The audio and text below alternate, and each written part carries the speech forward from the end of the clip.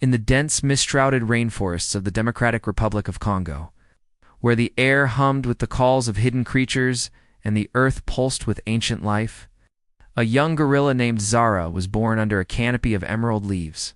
Her mother, a majestic silver-backed female named Lyra, cradled her tiny form against her broad chest, grooming her with gentle fingers that spoke of unbreakable bonds. But the wild was no sanctuary. It was a battlefield scarred by human greed. One fateful dawn, the crack of gunfire shattered the tranquility. Poachers, driven by the black market's insatiable hunger for bushmeat and trophies, descended like shadows. Lyra fought fiercely, roars echoing through the trees as she shielded Zara. But bullets found their mark and Lyra fell, her lifeblood soaking the forest floor. Zara, barely a year old, huddled beside her mother's cooling body, her wide eyes filled with terror. It was a patrol of conservation rangers from the Virunga National Park who discovered the scene. Led by Elias, a weathered veteran with scars from his own encounters with danger, they stumbled upon the orphaned infant. "Poor thing," Elias whispered, his voice thick with sorrow. With careful hands, they scooped Zara up, wrapping her in a blanket to mimic her mother's warmth. The rangers knew the wild was too perilous for lone gorilla cub poachers. Disease and rival troops loomed everywhere. They transported her to a rehabilitation center where she would learn to survive, but fate had other plans. Word of Zara's plight reached the ears of international conservationists, and soon she was en route to the Evergreen Wildlife Sanctuary in Seattle, Washington, a state-of-the-art facility renowned for its gorilla program. There, under the watchful eyes of dedicated keepers, Zara began her new life. The sanctuary wasn't just a zoo. It was a bridge between worlds, blending naturalistic habitats with cutting-edge research to aid endangered species. Zara's arrival was met with a mix of excitement and caution. Head keeper Sofia Ramirez, a passionate primatologist with a mane of curly hair and an unyielding spirit, took personal charge.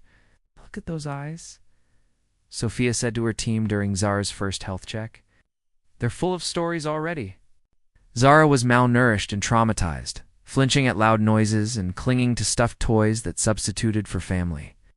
But with time, patience, and a diet rich in fruits, leaves, and enrichment toys, she began to thrive. As years passed, Zara grew into a striking adult gorilla, her black fur gleaming under the sanctuary's simulated sunlight. She formed bonds with other rescued gorillas, including a gentle male named Thorn who had been saved from a circus.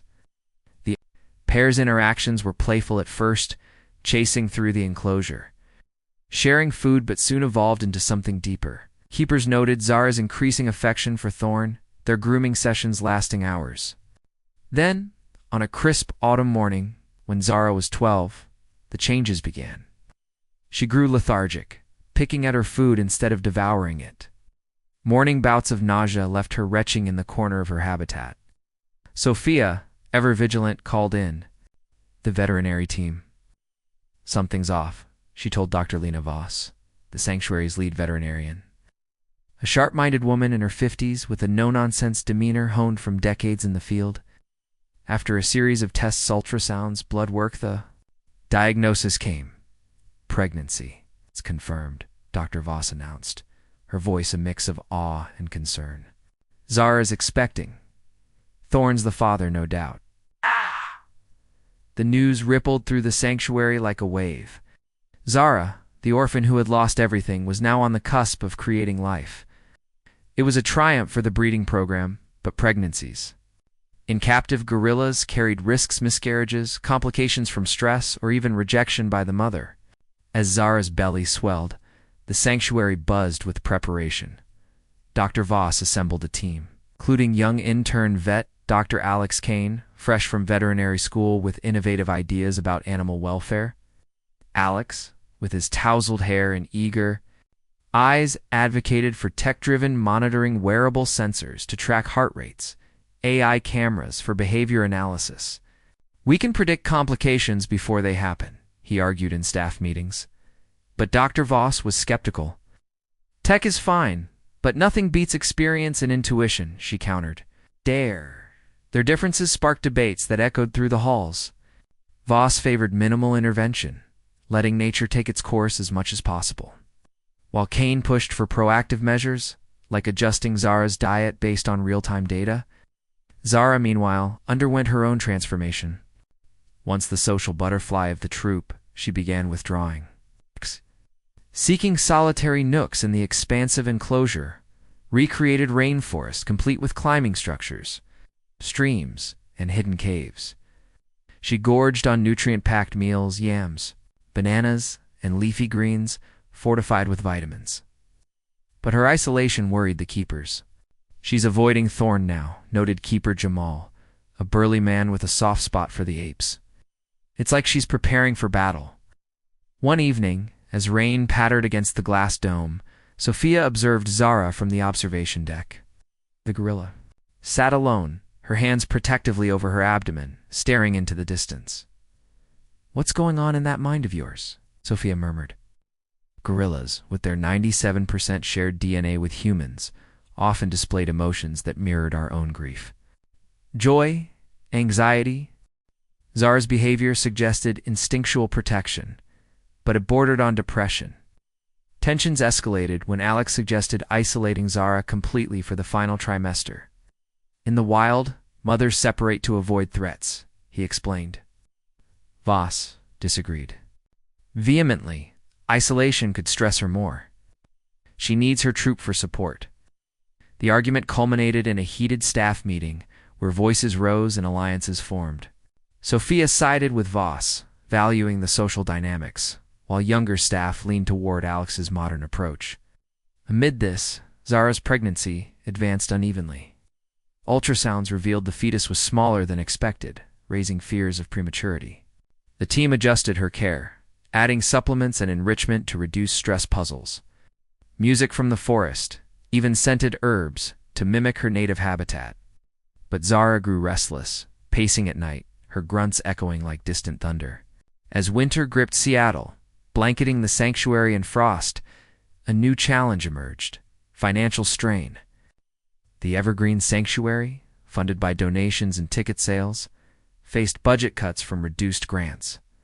Director Alina Morales called an emergency meeting. "If we don't boost revenue, we might have to downsize enclosures or worse, relocate animals," she said, her face etched with worry. Sophia, ever the optimist, saw opportunity in Zara's story. This pregnancy could draw crowds. "Let's promote it ethically, educational tours, live streams with privacy filters." But Alex warned against exploitation. Can't turn her into a spectacle. Stress from visitors could harm the baby. The debate mirrored broader ethical dilemmas in conservation: publicity versus protection. Meanwhile, Zara's condition worsened. She developed swelling in her limbs, sign of preeclampsia, dangerous condition in pregnancies. Dr. Voss and Alex, forced to collaborate, monitored her around the clock. "We need to be ready for anything," Voss said, her earlier skepticism giving way to respect for Alex's tech, which alerted them to spikes in Zara's blood pressure. One night, under a full moon, labor began prematurely. Zara's cries pierced the silence, drawing the team rushing in. "It's too early!" Jamal shouted, flipping on lights. Zara writhed in pain, her contractions irregular and intense. The vets suited up, but natural birth stalled. Hours ticked by, Zara's strength waning. "Something's wrong," Alex muttered, reviewing ultrasound feeds. "The placenta's previa, blocking the canal," Voss nodded grimly. "C-section it is. Rare for gorillas, but we have no choice." The operating room, a sterile haven adjacent to the enclosure, hummed with urgency. As anesthesia took hold, the team worked in harmony, incisions precise, monitors beeping. The air thickened with tension. One slip could cost lives. Then, a miracle. Dr. Voss lifted a tiny, squirming infanta. Male, his fur matted but eyes alert. Cheers erupted, but Voss paused. "Wait, there's another." Gasps filled the room as a second baby emerged, a female, equally vital. Twins in gorillas. Twins occurred once in thousands of births, with survival rates dismal. Yet here they were, breathing, crying. "We did it," Alex whispered, tears in his eyes. Voss clapped his shoulder. We all did. Post-surgery, Zara recovered in a quiet recovery suite, her wounds stitched with dissolvable threads. The twins, named Kai for the male, meaning victory, and Luna for the female, evoking the moonlit birth, were bottle-fed by keepers while Zara healed. Their tiny fingers grasped bottles, their curiosity blooming early. When Zara awoke, the reunion was poignant. She sniffed the infants, then gathered them close, her grunts softening to coos. The bond was instantaneous, a testament to maternal instinct. Scientists flocked to Evergreen primatologists from around the world, eager to study this anomaly. Genetic tests revealed the twins were fraternal, each with unique markers that could inform breeding programs. But the sanctuary's finances still loomed. Sophia, inspired by Mike in the original tale but reimagined here, launched a campaign, Zara's Miracles. Virtual tours, documentaries, and merchandise eco-friendly, of course, flooded in donations. Media descended CNN, National Geographic, turning Zara into a global icon. Visitor numbers surged, families lining up to glimpse the family through one-way glass. Yet, not all was smooth. Animal rights activists protested, claiming exploitation. Gorillas belong in the wild, not on display, one banner read. Sophia grappled with this, implementing strict viewing limits. Alex and Voss, now friends, co-authored papers on the birth, advancing veterinary science. Subplots wove in. Jamal discovered a poacher ring threatening Varinga, linking back to Zara's origins, prompting a sanctuary fundraiser for rangers. Thorn, the father, showed paternal interest, gently interacting through barriers. Years later, Kai and Luna grew strong, playful siblings tumbling through the enclosure. Zara, her scars faded, led her family with quiet authority. The sanctuary thrived, expanding habitats with new funds. Zara's story sparked worldwide conservation efforts. Anti-poaching laws strengthened, habitats protected. But the tale wasn't without shadows. A health scare with Luna, a minor infection, tested the team anew, reinforcing bonds. In the end, Zara's legacy endured.